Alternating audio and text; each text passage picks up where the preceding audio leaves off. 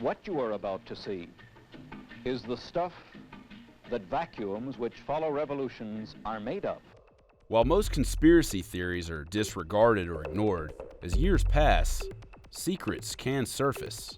Here are 3 government conspiracies that turned out to be true.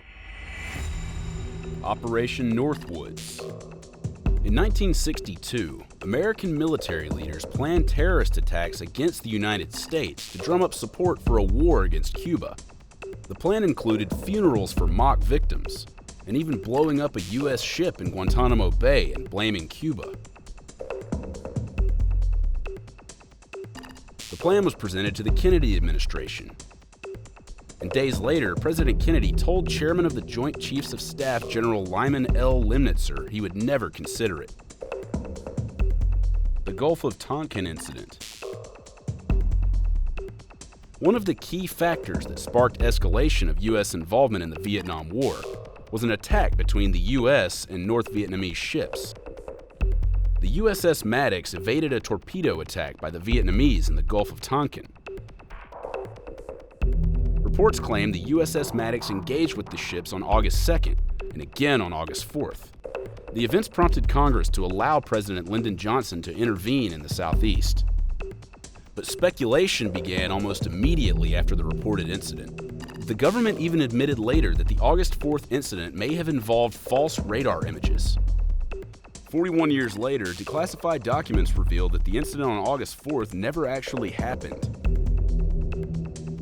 The Iran-Contra Affair. In the 1980s, 7 American hostages were taken by a terror group in Lebanon with ties to Iran, which at the time was in a war with Iraq. Around the same time, a civil war was growing in Nicaragua between an authoritarian government with an increasingly close relationship with the Soviet Union and a controversial anti-communist group called the Contras, who were receiving support from the U.S. Congress didn't approve of supporting the Contras and passed the Bolin Amendment, which made assistance to them illegal.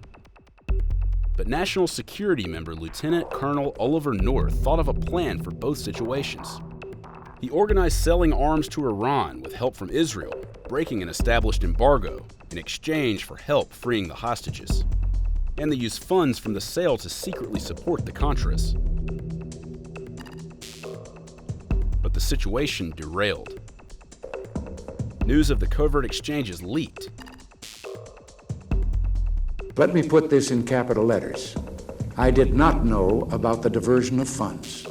Indeed, I didn't know there were excess funds. Reagan's involvement remains unclear.